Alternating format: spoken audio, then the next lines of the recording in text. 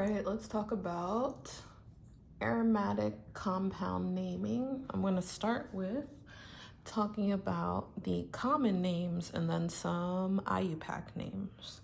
So when you see a ring like this with double bonds in them, 3 specifically, this is an aromatic compound, but the official name for this is benzene. Now, for the rest of these, they're all derivatives of benzene.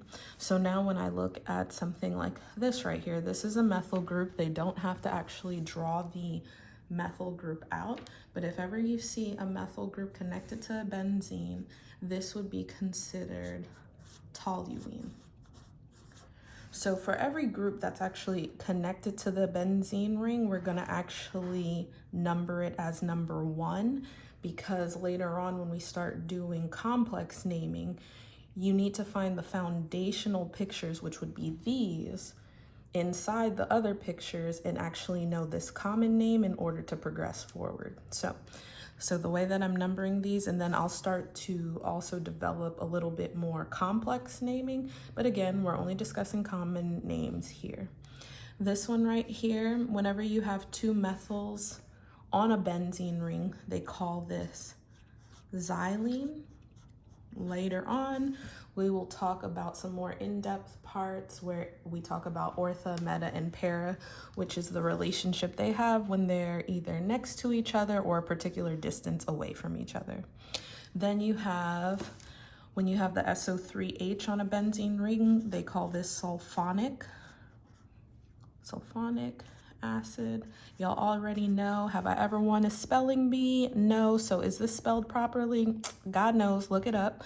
But that's sulfonic acid. I believe that's an O, but continue on.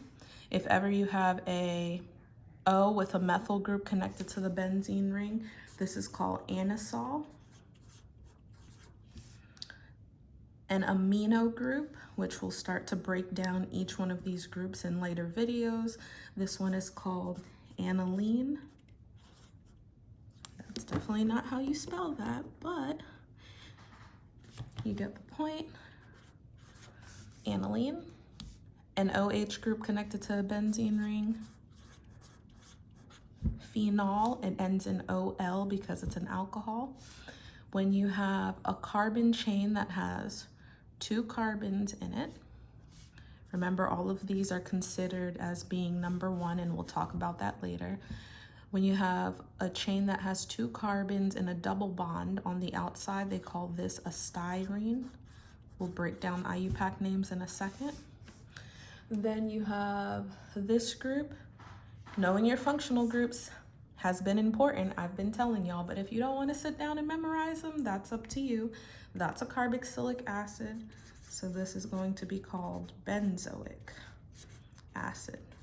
They like to trick you with how this is written, so you may see a clear carbonyl in an OH group. If not, they would abbreviate that by CO2H or COOH. Those are the abbreviations for the group that could be connected to the benzene ring. This group right here, it's a ketone. So when a ketone is connected to the benzene ring, we call this acetophenone.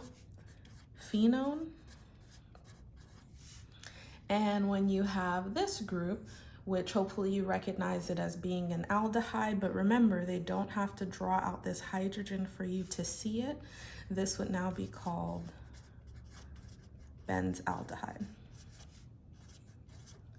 Memorizing these groups are going to become really important to each additional video that I'm going to be compounding on.